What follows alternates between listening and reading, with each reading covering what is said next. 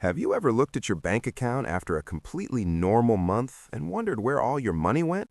You didn't buy a private jet. You just bought groceries, paid for your phone, and grabbed a few meals out. Yet somehow, the balance is hovering around that same depressing number. The truth is, we're living in a world where the value proposition of everyday items has completely disappeared.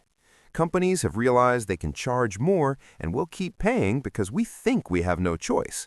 But we do. Today, we're talking about 10 modern expenses that are no longer worth your money. Not because I want you to live like a monk, but because I want you to stop looking rich and start actually being wealthy. Remember when fast food was the cheap, quick option? Those days are gone. Today, you're standing at a counter, eating out of a paper bag, and paying $15 to $20 for a meal. That's the same price as a sit-down restaurant with real plates. You're paying premium prices for low-quality food. The value is dead. This is the ultimate wealth killer. The average new car payment has crossed $700 a month, with many reaching over $1,200. We've normalized financing a depreciating asset for 7 or 8 years just for that new car smell. If you took that same $700 and invested it at an 8% return, you'd have nearly $1 million in 40 years. A used, reliable Toyota doesn't just get you to work, it funds your freedom. We all have only $10 a month syndrome.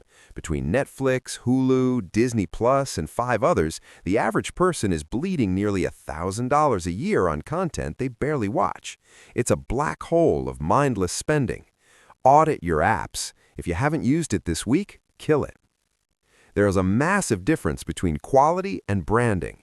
Buying a well-made coat that lasts 10 years is smart. Paying $200 for a t-shirt because it has a specific logo is a status tax. Nobody is actually impressed by the logo. You're just out $190 extra for the exact same cotton. Respect comes from your character, not your handbag. Tech companies have mastered planned obsolescence. They release a new model every year with a slightly better camera, and we line up to spend $1,000. But ask yourself, does the new phone actually improve your life, or are you just scrolling the same social media? Keep your phone for 4 or 5 years. That's thousands of dollars back in your pocket. People are now putting couches on payment plans.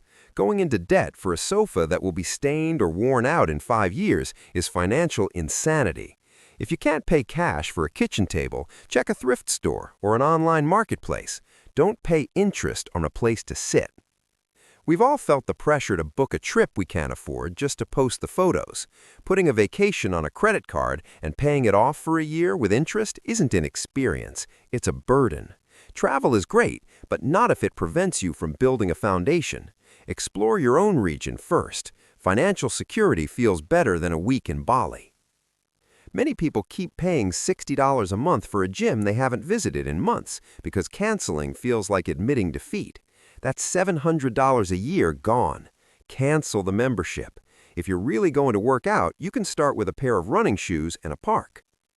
We've been convinced we need a $400 blender, a bread maker, and a specialized pasta machine. Most of these end up collecting dust. A $10 spatula from the dollar store does the same job as the fancy one. Stop buying stuff to fill a kitchen you're too busy to cook in because you're working to pay for the stuff. This is the most dangerous one. It's buying things you don't need with money you don't have to impress people you don't even like.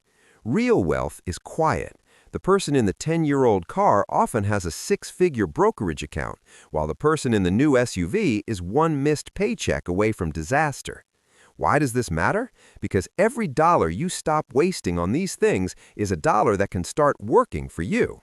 Imagine the feeling of hitting your first $10,000 or $20,000 in savings. That check engine light is no longer a catastrophe. It's just a mild annoyance.